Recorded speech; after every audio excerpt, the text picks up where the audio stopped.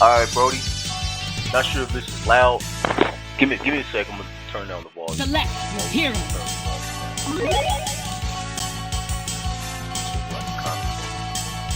Whenever I'm testing Ikemen or movie related content, I usually have to turn the volume down. Start with the common practice just because it drowns out my mic. Alright fam, so this is MVC1. It's actually a version that's on Ikemen Go instead of moving, which I've been using for years now. I've recently switched over to Ikemen Go.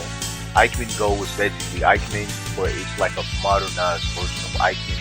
Think of it as like a hacked Ikemen with more features on it. I'm just simply skimming through and just looking at all the new stuff. I can immediately tell it has a ton of new modes and stuff like mission mode and time attack, survival, replay. Like there's a lot going on, I'll admit. Also, the graphics are pretty crazy for this MVC1 Screenpack build for Ikemen. I'll admit that too. I'm really a stickler or a fan of better resolution or improved graphics for anything really. This is the first time I'm running to. I just downloaded it. I'm gonna jump through. I know I'm not even sure if this will crash it, but I took all the characters from my personal MVC2 build that I created and I've dropped them on top of this Ikemen. So I have no clue if this is gonna work. Select your hero. So far so good. It let me in the character select here. A lot of modes too. This is pretty nuts. These I'm used to the typical 3 single simultaneous and turns. That's kind of crazy that there's 2 more modes now for the characters that you pick. I'm gonna pick 4, which for those of you who aren't familiar, Marvel vs. Capcom 1, the original arcade version, only allowed you to play with 3 characters. Well, with this new modified Ikemen build, you can go up to 4 now, which is pretty insane. As you can see, the first character kind of starts off in the back. I went through and tweaked some of the config files. I believe this is the system file in order to set it up this way. But what it does is per character you pick, they basically get closer to the screen. I can already see a bug there. Let me back out. I think the time, it's like a time character select that forces you to pick the character there, and it picks, I believe, the win pose when you select the character. So that means that BB Hood had an issue with her win pose, which I'll modify later. Let's try her. So her win pose looks good. Let's try him. Good win pose. Let's try him. That looks good. Oh, and it forced me to pick that last Leon. But that's what the character select looks like here so far. I'll go in and modify it and put the character busts or the the half face portraits that usually populate when you're selecting your characters too. It's just to me it's cosmetic and it's not necessary. Looks like the time ran out for selecting player 2. Player 2 is only set to one character because I already see the function. Actually, back out here. Select your hero. I actually haven't tested the function on the right. This whole the characters wrapping around the globe like character select here. 2, 3, 4. So that's all 4 characters. That looks good.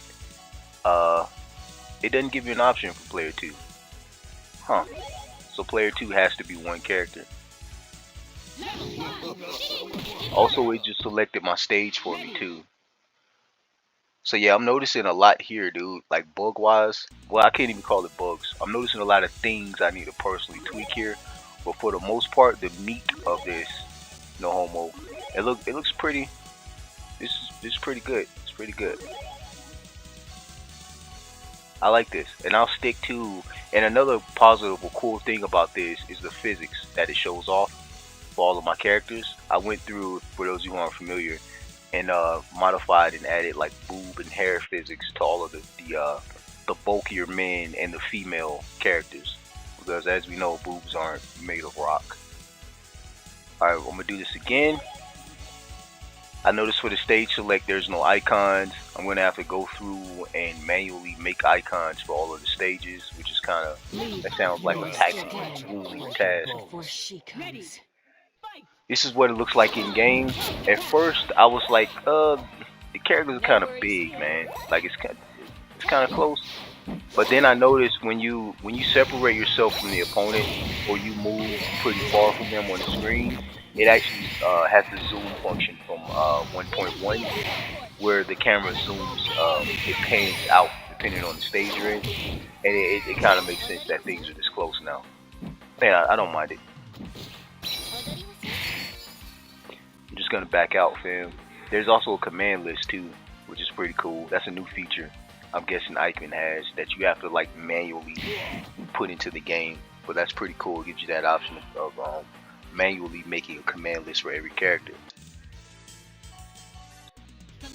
Yeah, but this is an example of Ikemen, famo. So far the new features that I've noticed are really the new mode selects that you get in here. Of course the animated characters inside of the I do single sport. The animated characters here, when you do the character select, that's usually something I have to myself put the animations in for manually. But I like that it comes standard. Let me see. And also in the options, there's a ton going on, dude. Like just simple things like if you click game settings, it gives you a ton of stuff to like tweak and pick from. You can put dizziness and guard break into the game, for God's sakes. This is pretty in depth in terms of being a moving engine. It's pretty revolutionary, bro. And I'm looking forward to tweaking this and seeing what I can do to get this closer to original MVC1. And yeah, that's pretty much it, fam. God bless.